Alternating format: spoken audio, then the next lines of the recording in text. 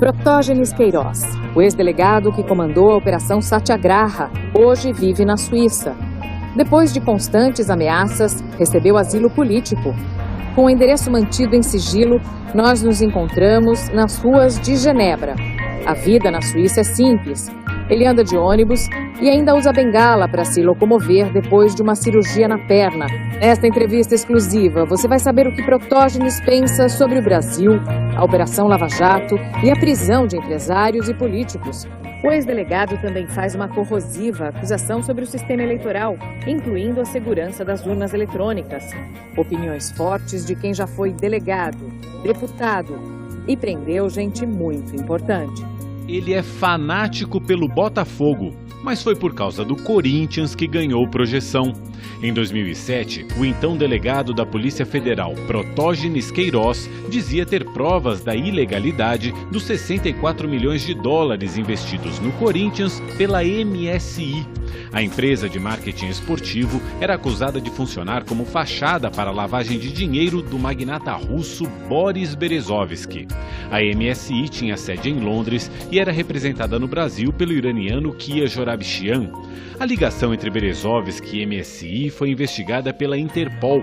O Ministério Público solicitou a prisão do empresário. O pedido chegou a ser aceito pela Justiça Federal, mas em 2014, a 6ª Vara Criminal de São Paulo absolveu o magnata, o dono da MSI e o então presidente do Corinthians, Alberto do Alibe. Em 2008, Protógenes Queiroz ganhou fama de caçador de corruptos ao conduzir sua investigação de maior repercussão, a Operação Satyagraha, que acusou o banqueiro Daniel Dantas, sócio fundador do Grupo Opportunity, o ex-prefeito de São Paulo Celso Pitta, o investidor Nagy Narras e outras 14 pessoas de manter um esquema de corrupção, lavagem de dinheiro, sonegação fiscal e evasão de divisas.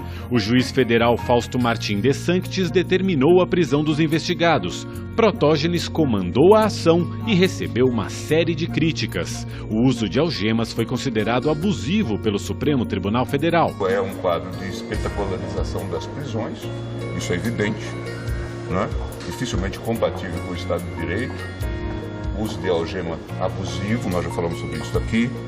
Protógenes também teria vazado detalhes da operação para a imprensa e realizado escutas não autorizadas com a participação de agentes da Agência Brasileira de Inteligência.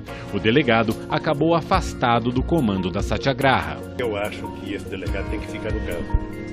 Esse cidadão não pode, depois de fazer a investigação de quase 4 anos, depois de apurar, depois de fazer todas as coisas que foram feitas no processo, na hora de finalizar o relatório, esse cidadão dizer: eu vou embora fazer meu curso para deixar para outro.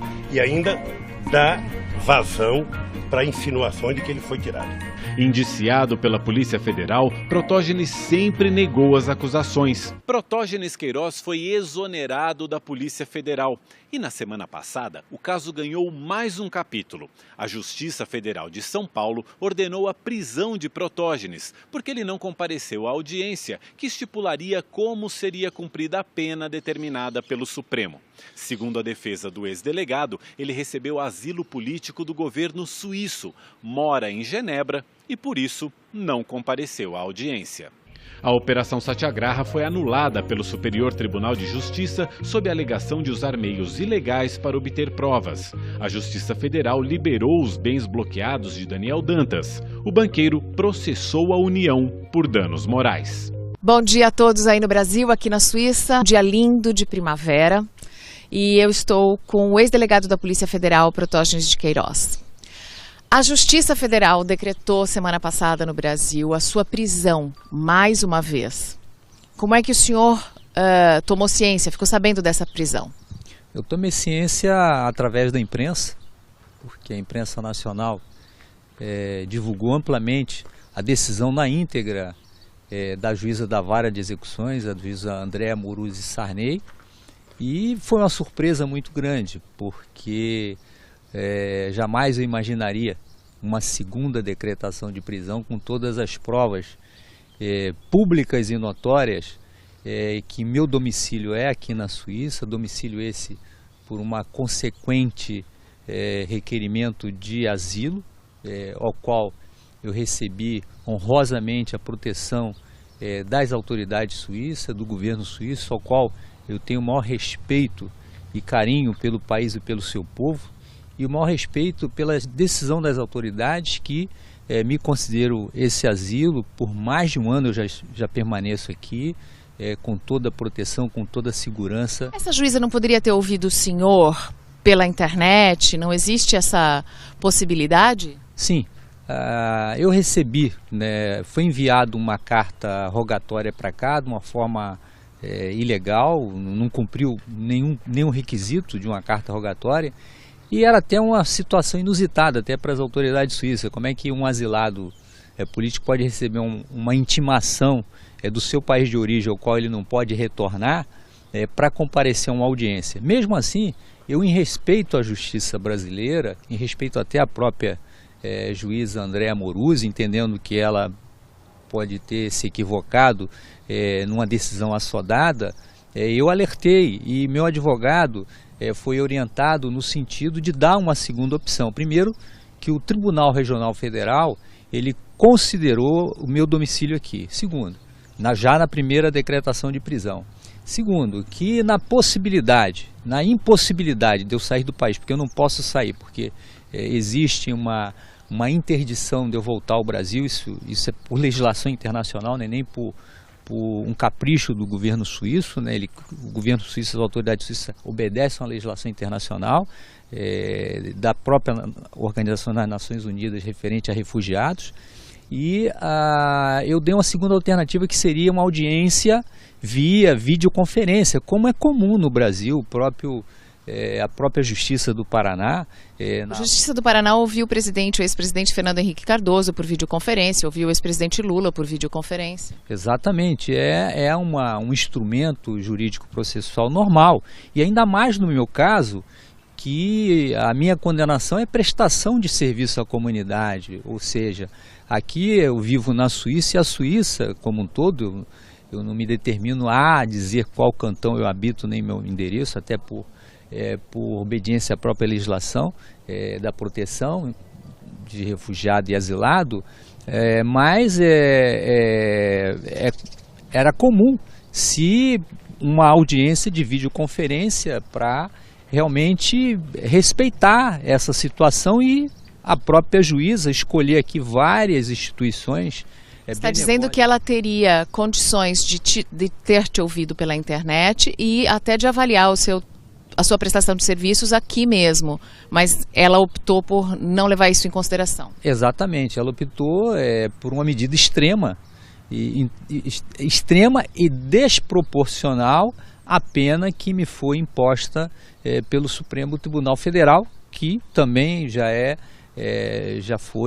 está sendo objeto de uma apreciação de uma ação revisional. Eu gostaria de pedir que o senhor explicasse por que é que o senhor foi condenado, porque foi considerado que o senhor quebrou um sigilo funcional da função, mas não houve, então, fraude processual. As provas que foram obtidas na Operação Satyagraha são ainda consideradas, ou seriam consideradas válidas? Não foi considerado que elas são ilegais? Sim, a Suprema Corte considerou que houve apenas vazamento de informação para a imprensa. Esse vazamento não se consubstanciou na divulgação de nenhum áudio, nem de nenhuma imagem, de nenhum documento oficial da Operação Satyagraha, apenas a constatação por jornalistas de televisão e de outros meios de comunicação que registraram a execução da prisão dos investigados na época, inclusive até do ex-prefeito Celso Pitta. Foi apenas as imagens divulgadas da execução da prisão, ou seja, a algema nas mãos dos investigados e dos presos da época, e que foi até objeto também de uma discussão na Suprema Corte, que impôs uma jurisprudência, uma súmula da algema, obrigando que os policiais do Brasil não mais algemassem os presos que forem presos efetivamente ou que forem conduzidos à presença da autoridade judicial. A prisão isso foi por causa da prisão do banqueiro Daniel Dantas, quer dizer, a imagem do banqueiro sendo algemado ou a imagem do prefeito de São Paulo, Celso Pitta, sendo preso, saindo na porta de casa ainda de pijama, a divulgação, a imagem do Nagy Narras. Sim. Quer dizer, essas imagens, a polícia, o STF considerou que essas imagens eram um problema, mas não houve então divulgação nem de áudio das provas, nem de vídeo das provas, nada disso, foi só do momento da prisão. Foi só do momento da prisão. O STF, o que a investigação apurou, na época, e chegou a essa conclusão, foi a divulgação dessas imagens, foi a coleta dessas imagens, não a divulgação pela polícia, foi a coleta no momento da prisão desses jornalistas que fizeram essas imagens. Sabe que isso é tão estranho no Brasil de hoje, em 2017, quando a imprensa tem acesso ao conteúdo de delações, quando o Brasil tem acesso ao áudio de telefonemas que foram grampeados, quando o Brasil tem acesso a tantas informações, chega a parecer surreal que o delegado que investigou tenha sido o único condenado e tenha tido a prisão decretada. Hoje isso não aconteceria, eu acho. Eu acredito que hoje seria até um constrangimento de condenar a autoridade por uma simples divulgação de uma imagem de execução de qualquer preso no país, né? Naquele momento já era absurdo, porque considerando que todo dia se prende pessoas no Brasil de todos os níveis e classes sociais, e principalmente das classes sociais mais pobres, elas são mais expostas, né? Nos meios de comunicação você vê pessoas algemadas nos pés, nos braços, tem até uma imagem épica, histórica de presos pobres descendo o Morro da Rocinha com corda no pescoço, né? Uns 20 presos. E essas imagens foram significativas naquela época para protestar contra direitos humanos, mas os policiais, as autoridades envolvidas não sofreram qualquer punição quanto a isso, porque era uma situação, e é até hoje considerado pela mídia nacional, uma situação comum, de que a pessoa presa tem que mostrar para a sociedade qual a pessoa que está sendo presa, o crime que ela cometeu, até para a sociedade se proteger quanto aqueles meliantes, o modus operandi que eles fazem. E por que Para o senhor, eu entendi que o senhor está fazendo uma relação e uma comparação. Se o pobre pode ser preso e algemado e com corda no pescoço, por que o rico não poderia ser preso? Para o senhor, existe diferença entre os crimes? Existe. A justiça brasileira é uma justiça dual, né? Isso foi muito debatido na Operação Satyagraha. Nunca houve esse debate público, né? E nós considerávamos que existia essa justiça dual nos bastidores, principalmente eu que coordenei, nós que coordenamos na época, por quase 20 anos na Polícia Federal, operações de inteligência, operações secretas, com acesso a muitas informações, nós víamos que a justiça, nós fazíamos nosso trabalho e a justiça se comportava de uma maneira totalmente diferente a proteger os criminosos de poder aquisitivo mais alto, os criminosos de poder político mais forte e os criminosos com poder de corromper a autoridade. Então a justiça sempre privilegia até nos dias atuais esses tipos de criminosos, né? Recentemente, a inversão de valores, ela é flagrante, a inversão de valores. Recentemente, a ministra Eliana Calmon, a ex-ministra do STJ, Eliana Calmon, deu uma entrevista ao Ricardo Boechat e disse que se não houver denúncia envolvendo magistrados, se não forem falados nomes também do judiciário, a delação da Odebrecht não vale nada. A Polícia Federal, eu faço parte de uma geração na Polícia Federal, nós policiais praticamente inauguramos, né, essa sequência de juízes, e juízes não só de primeiro grau, e começou com juízes de primeiro grau, depois fomos para juízes de tribunais regionais federais, depois chegamos até a ministros do STJ com operações da Polícia Federal que nós revelamos verdadeiros esquemas de venda de sentença, venda de liminares para narcotraficantes internacionais, venda de liminares para criminosos de organização criminosa, venda de sentenças. Mas nada disso obstou que a justiça se comportasse de uma maneira diferente. Não houve mudança. O senhor acredita que no seu caso, no julgamento a respeito da Operação Satyagraha, na anulação da Operação Satyagraha, o senhor acredita que tenha havido esse tipo de influência econômica, interferência no judiciário? Foi flagrante, né? A influência foi flagrante. Eu me recordo muito bem que o desembargador que convocado ao STJ, ele se chamava Adilson Macabu, do Rio de Janeiro, de uma pessoa de uma influência muito grande. Hoje ele é advogando hoje nos meios jurídicos de crime financeiro, talvez. Ele já fazia parte de uma associação de criadores de gado, né, de elite, envolvendo a estrutura que eu investigava. Então, aquilo me suspeitou. Eu fiz um pronunciamento da Câmara que era para considerá-lo suspeito. Eu enviei um documento ao presidente do STJ na época para considerá-lo suspeito. E mais, depois que isso aconteceu, nada mudou no quadro. E à época eu saio de um patamar de delegado para deputado federal, para divulgar aquilo publicamente na tribuna da Câmara, nos meios de comunicação. Aquilo foi divulgado, mas não obstou a paralisação da continuidade do resultado final, que seria anular a Operação Satyagraha dentro da turma do STJ.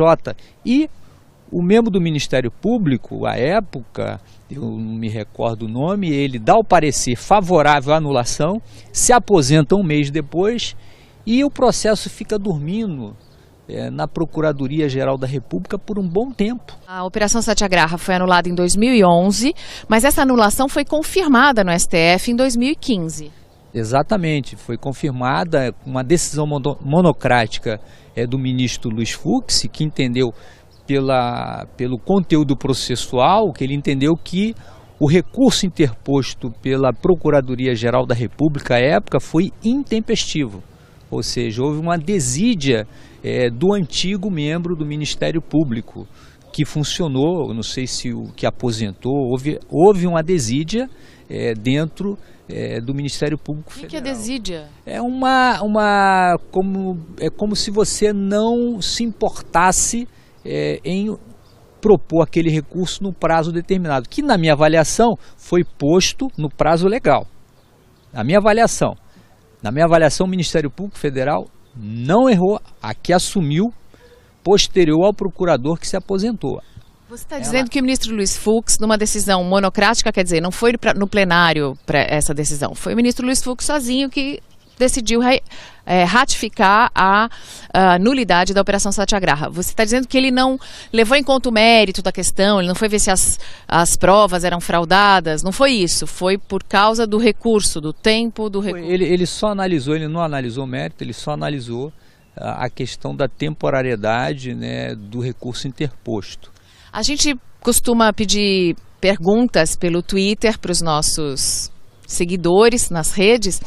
Dessa vez, como a entrevista era sigilosa, o local é sigiloso, tudo foi feito de última hora, por questões de segurança, a gente não pediu essas perguntas para os nossos participantes, mas eu mandei uma mensagem direta para o jornalista Rubens Valente, que escreveu o livro Operação Banqueiro, e pedi para ele uma pergunta. Ele diz assim: peça para ele explicar ao espectador que ele não foi condenado por fraude processual, como eu já vi alguns textos dizendo pela internet, e sim pelo vazamento. Quer dizer, você é o único delegado. Acho que você é um caso único no Brasil, não? Sim, eu sou o primeiro e único delegado a ser investigado pela Polícia Federal. Eu sofri 4 investigações para auditar os trabalhos de investigação da Polícia Federal. Foram inúmeros procedimentos administrativos a auditar a minha conduta funcional e nenhum desses procedimentos identificou qualquer tipo de fraude ou interceptação telefônica ilegal ou violação de sigilo referente à divulgação de áudio envolvendo alguma autoridade, ministro, presidente da República. Não, de maneira nenhuma. Apenas foi o vazamento de informação. No momento da prisão. No momento da prisão. Isso é que o Supremo Tribunal Federal considerou. Então, fazendo uma relação entre a maneira como a Operação Satyagraha foi avaliada e o que a Operação Lava Jato já fez até agora, em relação a essa parceria com a imprensa, porque vazamentos existem, o senhor se surpreende de ver como a Lava Jato está passando incólume, ou o senhor acha que, à medida que ela for avançando, a pressão também vai aumentar? A pressão ela já começa com a delação do Alberto Youssef, que era um antigo investigado que eu investiguei na Operação Macuco, lá no caso Banestado. Isso eu estou falando do ano de 2000, 1999. As pessoas, esse modus operandi, essas matrizes da corrupção, elas são as mesmas de 10, 20, 30 anos atrás, né? Então, eu considero que a Operação Lava Jato, a pressão vai aumentar, ela sofre o mesmo tipo de problema que a Operação Satyagraha sofreu, sendo que com uma vantagem, a vantagem é que a população foi para a rua exigir das autoridades, exigir do Supremo Tribunal Federal uma conduta em prol da democracia, em prol da segurança jurídica, em prol de respeito à própria justiça brasileira, né? Então, esse clamor das ruas que muitas das vezes é negado por alguns magistrados, ou por até alguns ministros da Suprema Corte, ou até por alguns ministros das CJs, não é tão encarado assim nas decisões, quando nós vemos que a pressão contra o juiz Sérgio Moro foi muito grande, ameaças, obstrução da investigação, tentativa de obstrução, divulgação de material altamente sensíveis, mas que para o domínio público é importante esse material, porque a investigação de corrupção na estrutura do poder público, quando nós investigamos, exemplo da investigação Satyagraha, quando envolve dinheiro público, por que eu, cidadão, que pago os meus impostos, por que eu, cidadão, que vou na padaria tomar o meu café com pão e com o café com leite e pão com manteiga, que está lá o tributo envolvido, por que eu não posso saber do dinheiro público que foi desviado, para onde foi desviado, o que essas pessoas estão fazendo com esse dinheiro, que proteção essas pessoas estão recebendo, de quem está recebendo essa proteção, qual a estrutura do Estado que está protegendo essas pessoas. Por que eu, brasileiro, eu que voto, eu que tenho o direito de votar e ser votado, eu que trabalho, que acordo às 5 da manhã, ou acordo às 7 da manhã, que boto o filho no colégio, que pago o meu plano de saúde porque a saúde pública é um descrédito total, por que eu, que quando contribuo para a Previdência Pública, durante 35 anos de trabalho, não recebo o meu direito correto, eu não posso ter acesso a essas informações? Está tudo errado. Então, eu entendo que o Supremo Tribunal Federal decidir que algumas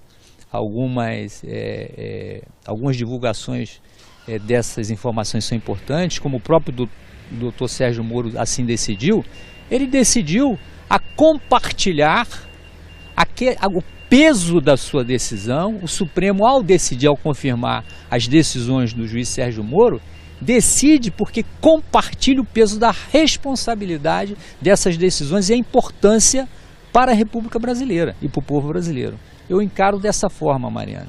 Você chega em algum momento a se comparar com o trabalho do Moro ou do procurador Deltan Dallagnol? Não, eu me comparo na execução do cumprimento do dever.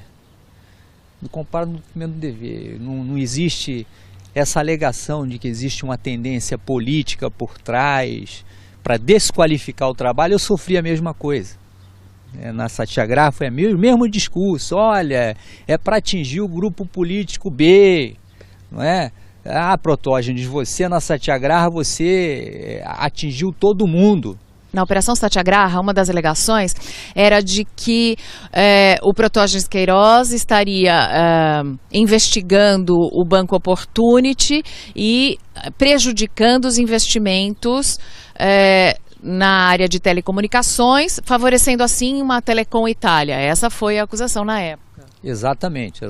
Existia na época, e nós identificamos isso está dentro da investigação, um conflito de interesse empresarial muito grande envolvendo a estrutura do Estado brasileiro. E nós não entramos nesse mérito, né? Nós não entramos nesse mérito, apenas foi dado um alerta desse conflito e dos danos que era para os cofres públicos brasileiros e da estrutura toda que suportava esse conflito interligado com outros interesses, a desviar dinheiro público da estrutura do país. Você acha que na Satyagraha você foi longe demais?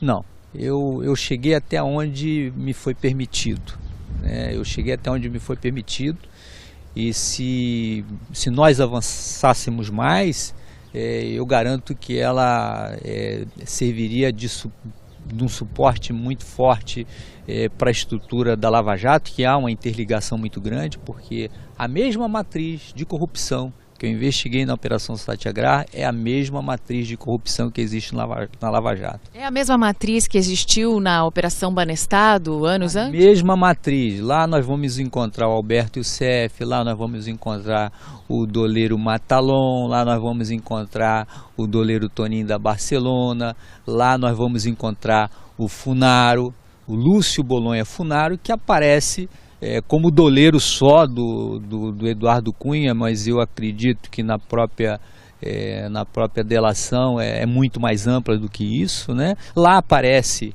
lá atrás, no próprio Banestado, já aparecem as grandes construtoras, a OAS, a própria Odebrecht, que era CBPO na época, a Mendes Júnior, com desvio de bilhões de dólares, né? E a matriz de desvio se utiliza de doleiros, instituições bancárias nacionais e internacionais. E que se você colocar sobreposta uma em cima da outra, né, sobreposta, você vai encontrar os mesmos atores, as mesmas instituições, as mesmas empresas, os mesmos políticos envolvidos, as mesmas estruturas. Você acha que assim a Lava Jato pode ter o mesmo fim da Satyagraha? Você acha que vão conseguir ou estão tentando terminar com a operação? Se a população não mantiver essa mobilização nacional que se iniciou a apoiar a Operação Lava Jato, a apoiar os colegas da Polícia Federal na Lava Jato, que já houve uma transformação na estrutura de coordenação, foi, na minha avaliação, um erro muito grande. Eu entendo que os colegas, evidentemente, numa operação dessa complexa, a exaustão é imensa, mas você não poderia nunca trocar subitamente os atores principais como foi substituído. Então há um componente político já de desestruturar a própria operação, um sistema que ele não é visível, né? E essas pressões atingem os membros do Ministério Público, o próprio juiz Sérgio Moro e os outros colegas do Ministério Público, eu acredito que não dormem 24 horas nos finais de semana, e durante a semana tem o sono interrompido pela exaustão de trabalho, mas que tem que haver uma força-tarefa com outros profissionais para se manter de pé essa operação, e que a lei tem que valer para todos, a lei vale para todos, né? Então não se pode, de um trabalho gigantesco desse, ter posições extremadas e pôr em risco, que muito se levanta a bandeira, temos que sustentar a democracia, a governabilidade, o respeito às instituições, mas ao mesmo tempo com um discurso lateral de que tem que se anular a operação Lava Jato, tem que se anular algumas delações. Tem que sobrar alguém para tomar conta, tem que sobrar algum político, tem que sobrar alguma instituição, tem que sobrar alguém para conduzir o país.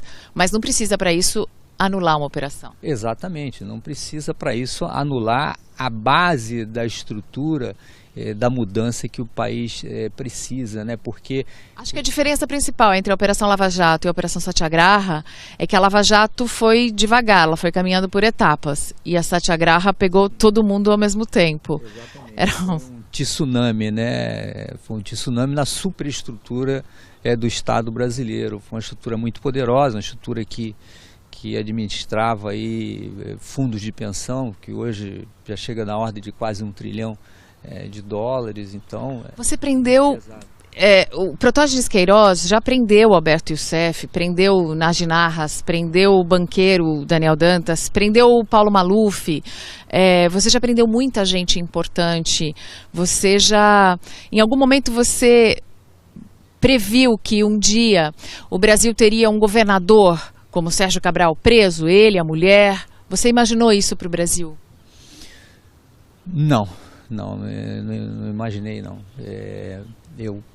Nós começamos o trabalho lá atrás prendendo, né, foi o ex-governador de São Paulo, um homem poderosíssimo, né, Paulo Maluf, de um partido muito forte, com relações políticas realmente historicamente muito fortes, e ele ficou preso durante 40 dias. Eu já achei que foi um tempo grande pelo poder que ele tinha, pelo dinheiro que ele tinha, mas aquilo foi significativo. Então ali nós iniciamos a mudança do país de uma forma que a população viu com os outros olhos a atuação das instituições. Muito embora o Supremo Tribunal Federal tenha libertado o Paulo Maluf após 40 dias, mas ao deixar, né, Paulo Maluf 40 dias na cadeia, ainda que não cumpriu a pena que deveria ter cumprido, eu entendo que foi significativo.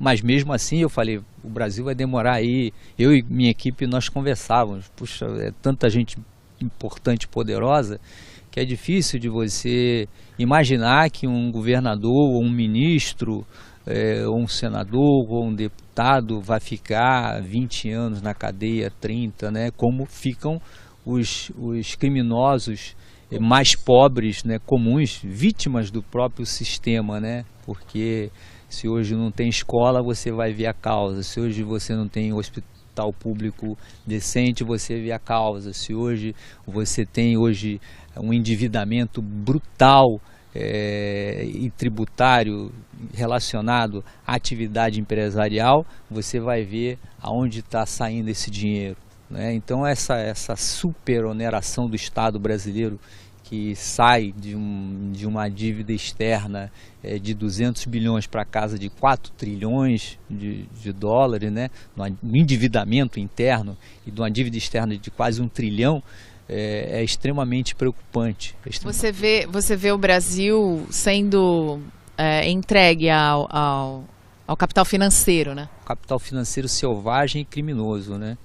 Que são os que colaboram a sugar toda a estrutura do Estado, a estrutura econômica, social, e a contaminar a estrutura política. E isso é muito preocupante, quando essas autoridades eles não têm a responsabilidade e o olhar das consequências futuras que vai trazer isso. Porque hoje você colabora com esse capital financeiro criminoso e selvagem no nosso país, de ter uma visão de Miami, de ter uma visão de Nova York. Eles pensam nisso. Olha, eu estou aqui ajudando a roubar, ajudando a desviar, e vou morar em Miami com meu iate, né, no Fort Lauderdale, naquelas mansões que existem lá. E já existe uma parcela dessa estrutura econômica nessas atividades no exterior, né? Como na Satyagraha nós descobrimos uma estrutura de resort, de lazer em Trinidad e Tobago. Quer dizer, um resort bilionário, né, sendo construído. Eu descobri três veleiros transatlânticos de casco de aço, cada veleiro custava jatinhos, iates e mansões são comuns, né? Exatamente, são comuns. Hoje nem jatinho mais, já é Boeing com a estrutura bem, que eu me recordo quando eu vejo a estrutura brasileira de corrupção, né, e vejo a estrutura internacional de corrupção, de organizações internacionais que eu combati, né, ao longo desses anos. Eu vejo que o Brasil é muito superior em volume e em infraestrutura, né? Eu posso dar um exemplo. Infraestrutura de corrupção? Infraestrutura. Eu posso lhe dar um exemplo. O Berezovski, quando eu prendi no Brasil, ele tinha um Gulfstream, né, um jato superpotente intercontinental, com espaço lá para 16 pessoas ou 12 pessoas. Boris Berezovsky, da Rússia. Boris Berezovsky, da Rússia, que fugiu da Rússia para a Inglaterra, para Londres, e depois acabou sendo morto. E o jato dele, no fundo do jato, tinha uma cama king size redonda, né? E é um jatinho só, com um corpo de 4 seguranças. A estrutura corrupta do Brasil, que nós já tateamos, aí eu peguei a estrutura com corpo de segurança de 50. A gente está conversando com o Protógenes de Queiroz aqui na Suíça, num jardim, porque o endereço dele é sigiloso, mas daqui a pouco eu volto para contar para vocês onde ele mora e como. Para quem quiser e conseguir encontrar o livro, Protógenes de Queiroz escreveu esse livro, Operação Satyagraha, os bastidores da maior operação já feita pela Polícia Federal. E a gente volta daqui a pouquinho para contar mais um pouco sobre essa operação, sobre o Brasil de hoje e sobre a vida dele aqui em Genebra. As pessoas acham que morar na Suíça é levar uma vida de luxo e confortos. O país é muito bonito, tem uma estrutura maravilhosa, mas quando você chegou, você foi morar num albergue com outras pessoas, depois ficou numa kitnet, você já ficou em apartamentos emprestados de amigos. E onde você mora hoje? Hoje o Protógenes mora num apartamento pequenininho. É um quarto, uma sala, uma cozinha e um banheiro. Se tiver 50 metros é muito. Tem uma varandinha, né? Mas é um lugar muito pequenininho. Ele mora com o filho, que dorme no quarto, e ele dorme na sala. É uma vida simples. Uma vida simples, uma vida normal. Eu só tenho a agradecer ao governo suíço, porque se demonstra o respeito ao nosso trabalho que nós fizemos no Brasil e aqui na Suíça e em outros países da Europa. Isso, eu fiquei muito feliz com essa iniciativa. No primeiro momento que eu cheguei, confirmando o que você falou, eu morei no albergue da Juventude por 3 dias.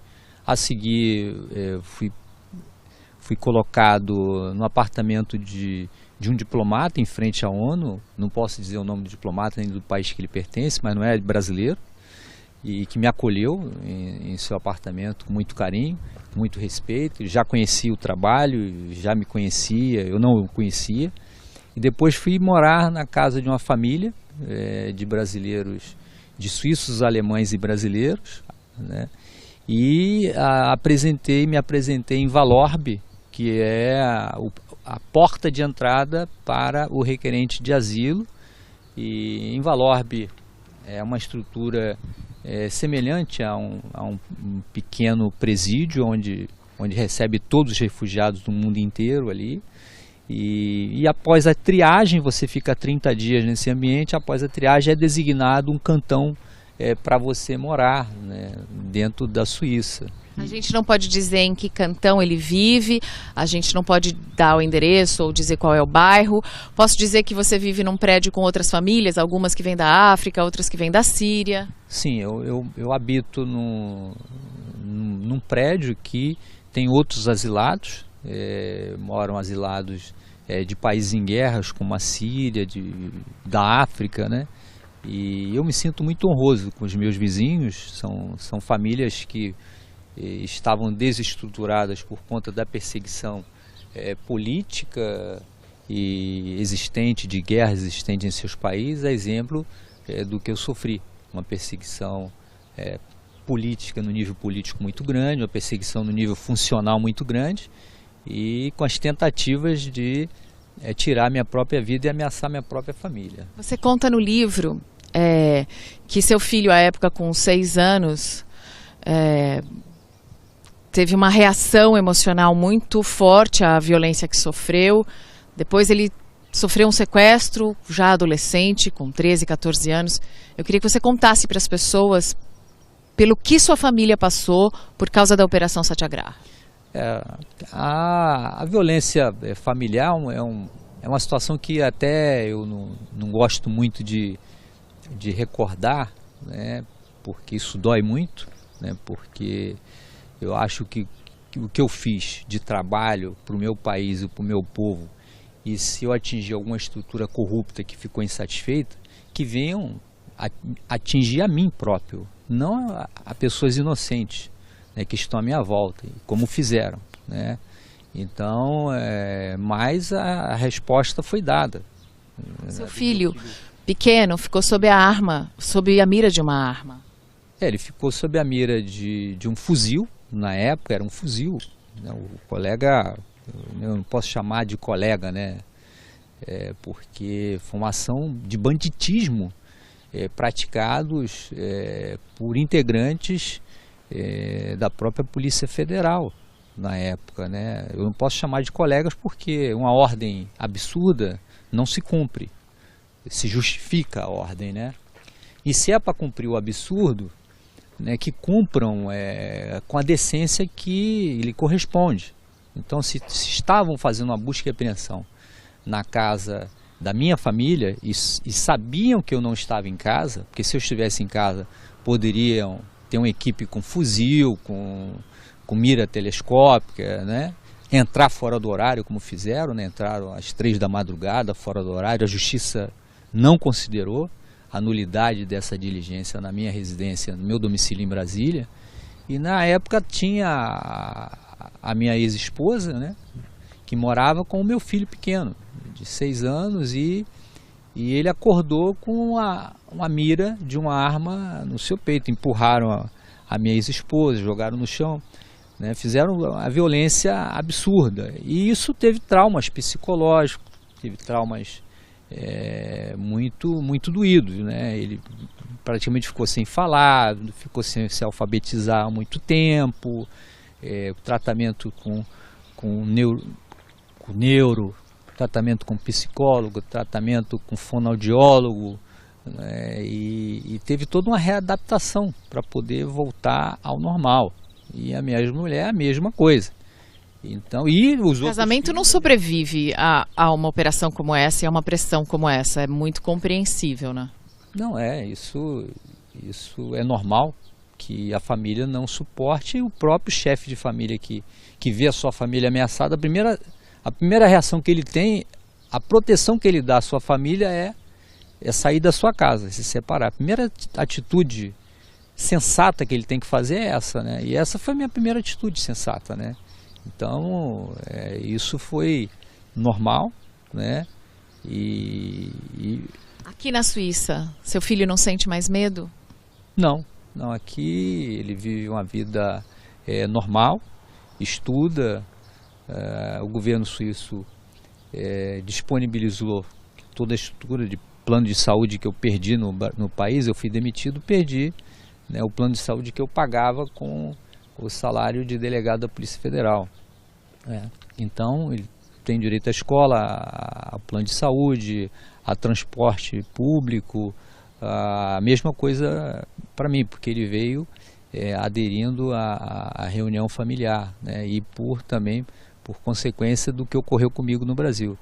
Então, aqui nós temos uma vida normal, uma vida que simples, mas começando tudo de novo, né? Isso nos faz muito bem, né? A única coisa que não faz bem é ficar longe do nosso país, ficar longe dos familiares, dos amigos mais próximos, do nosso feijão, da feijoada, né? Eu perguntei para o Protógenes, a viagem foi decidida muito rapidamente, eu perguntei, quer que leve alguma coisa? Ele falou, feijão, farinha, carne seca e castanha do Pará. Pimenta. E pimenta. Dá muita saudade, né? Sim, porque são especiarias que, embora tenha aqui na Suíça algumas casas de importados que vendem, mas não é com o mesmo sabor, né, do Brasil. Então, quando vem alguém para a Suíça, que sempre entra em contato comigo, né, cada 2 meses, a cada 3 meses, tem brasileiros amigos que vêm para cá a trabalho, né, ou por qualquer outro motivo particular, e aí me liga, Protógenes, o que você quer? Eu vou passar aí para te ver, para te dar um abraço, para te dar uma força. Aí eu sempre peço, traz um feijão para mim aí, uma farinha, uma pimenta, né, e carne seca se tiver. Você espera voltar para o Brasil um dia, voltar a viver no Brasil?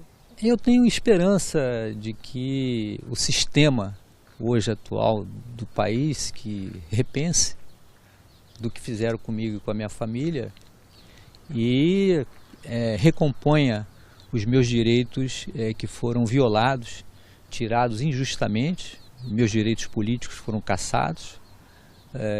Perdi meu emprego de quase 20 anos de delegado de Polícia Federal, composto de quase 30 anos, né, dentro da estrutura profissional, que antes eu fui procurador do município, fui advogado e depois delegado da Polícia Federal, então perdi tudo isso, né. Espero que o projeto de lei que existe hoje na Câmara dos Deputados, assinado por mais de 200 deputados federais, com apoio de senadores, uma iniciativa que foi da Associação Nacional dos Delegados. Um pedido de anistia. Pedido de anistia que tramita na Câmara. Na época, a Associação Nacional dos Delegados e a Associação de Ministério Público, Magistratura, apoiaram o pedido da Associação dos Delegados que recomponham esses direitos, né? Os colegas delegados só têm a agradecer pela iniciativa, não foi iniciativa minha, foi dos meus próprios pares, e existe uma ação revisional nas mãos do ministro Fux, que eu tenho o maior respeito pelo ministro Fux, e conheci quando ele foi relator do Código de Processo Civil, fui um dos integrantes a fazer parte dessa comissão de reforma do Código de Processo Civil brasileiro. E eu sei que o ministro tem competência suficiente. Se ele analisar as provas que contém na ação revisional, ele vai ficar chocado e decepcionado com o julgamento anterior. Eu creio que é difícil para ele a posição, pelo sistema dual da justiça brasileira hoje, que se comporta de uma maneira dúbia, né, e dupla ao mesmo tempo. Mas se ele tiver tecnicamente a sensibilidade, né, e a coragem de examinar as provas, ele recompõe essa injustiça que foi feita. Você acha que a justiça no Brasil, em algum momento o judiciário livrou algumas pessoas ou favoreceu algum partido? Eu entendo que não. Isso foi um discurso bem posto para desqualificar o trabalho dos colegas da Polícia Federal, dizer que havia comprometimento político. Evidentemente que cada integrante das instituições tem o seu posicionamento particular, político, de votar, enfim, de ter um posicionamento, mas de publicizar o posicionamento aí fica na avaliação de cada um. Você não poderia ter ido ao Brasil, não poderia ter cumprido a ordem da juíza de ir até o Brasil para prestar depoimento, né? Não, de maneira nenhuma. Isso é claro nesse meu documento de identidade, que é um PERMI de requerente de asilo, e aqui no verso, né, aqui está a minha identificação, correto? O passaporte está retido com as autoridades. O passaporte foi entregue no dia que eu entrei com o pedido de asilo, e aqui atrás no verso está especificado bem claro que eu não posso sair da Suíça para nenhum país, principalmente para o meu país de origem. Tá? Eu estou interdito de voltar ao meu país de origem, então eu não poderia legalmente sair do meu país, da Suíça, para comparecer a uma audiência. Você conseguiu um habeas corpus da primeira vez, que teve até a inclusão do seu nome na lista vermelha da Interpol. Você espera conseguir um habeas corpus dessa vez de novo? De novo, eu acredito que a justiça brasileira vai se comportar como na primeira vez. Entendo que com mais rigor, porque já é a segunda vez que a juíza da vara de execução se comporta dessa forma. Você acha que o fato dela ser sobrinha do Sarney, de algum momento, de alguma maneira te prejudica? Ou há algum interesse político nisso? Não, olha, isso foi levantado. Inclusive foi levantada até a possibilidade de uma suspeição por eu ter sido parlamentar junto com o ex-presidente Sarney à época, mas não existiu assim nenhum tipo de conflito. O que existe é um conflito nessa estrutura política com o governador Flávio Dino no Maranhão, que evidentemente pode ter algum reflexo por eu ter sido deputado federal do Partido Comunista do Brasil. Eu queria saber o seguinte, o senhor na época em que foi eleito deputado federal, teve quase 100 mil votos, mais de 94 mil votos, e era considerado um bom parlamentar. Por que o senhor acha que não foi reeleito? Fraude nas urnas eletrônicas. Sério? Sério. Fraudes, inclusive, isso dito logo depois, após o resultado ser proclamado, várias pessoas que dizem até que isso é conversa de parlamentar perdedor, né? De que fica dizendo que fulano votou, não votou, mas muitas pessoas confirmaram que votaram em mim e o voto não apareceu na urna. Eu não me dei por satisfeito com aquela situação, me dirigi na época ao doutor André, que era o Procurador-Geral da República, ao doutor Pedro Barbosa Pereira Neto, com meus mapas eleitorais, analisamos nós três no gabinete da Procuradoria Regional da República e nós três ficamos assustados com as coincidências de urnas com 0 voto, aonde tinham eleitores que tinham votado, tinha que ter pelo menos um voto, tinha 0 voto. E muitas urnas, né? Então o trabalho não foi bem feito de fraude, porque a fraude foi estampada. Imediatamente o Procurador Regional da República, o doutor André, de uma forma competente, chegamos à conclusão que tinha que fazer uma representação de fraude. À época, ao presidente, que era o Dias Toffoli, ministro Dias Toffoli do Tribunal Superior Eleitoral, e essa representação ficou tramitando. Eu retornei à Polícia Federal em fevereiro de 2015, com o encerramento do meu mandato, e eu mesmo fui investigar a minha fraude, né?